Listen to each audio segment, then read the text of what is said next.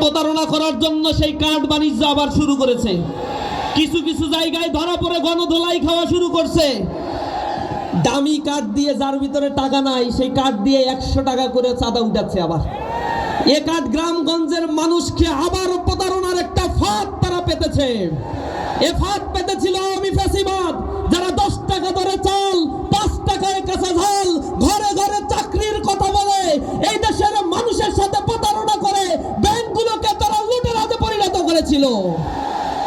Bank থেকে তারা হাজার হাজার কোটি টাকা ঋণ খেলাপি করেছে। 6,44,000 কোটি টাকা ঋণ খেলাপি।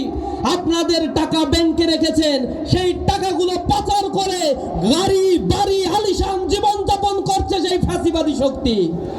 আর তাদের সাথে মিলেমিশে যারা তখন ব্যবসা বাণিজ্য চালিয়েছিল তাদের অন্তত 50 জনকে এবার নমিনেশন দিয়েছে একটা দল, যাদের ঋণ খেলাপির পরিমাণ 26,000 কোটি টাকা।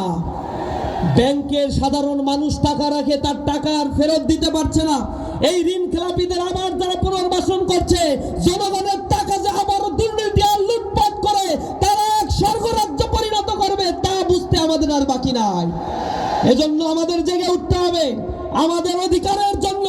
সাতক্ষীরার জনপদ মাজলুম, নির্যাতিত, নিষ্পেষিত এই জনপদ আওয়ামী ফ্যাসিবাদের আমলে আমাদেরকে দমিত করা হয়েছে। কর্মসংস্থান সৃষ্টি করা হয় নাই। এখানে মানুষের অর্থনৈতিক দুরবস্থা, বাজার সিন্ডিকেট, ঘের দখল, বাণিজ্য করতে দেওয়া হয় নাই। ব্যবসা বাণিজ্য প্রতিষ্ঠানগুলো বুলডোজার দিয়ে ঘুরিয়ে দেওয়া হয়েছে। আমাদের ঘর বাড়িতে আমাদের আবাসনগুলোকে থাকতে দেওয়া হয় নাই। শত শত লক্ষ লক্ষ ভাইদেরকে নির্বাসিত জীবন যাপন করতে হয়েছে। আমরা জনপদে আর কোন জালিমকে স্থান দেব না যে জালিম এই জনপদে আবার জুলুম করবে।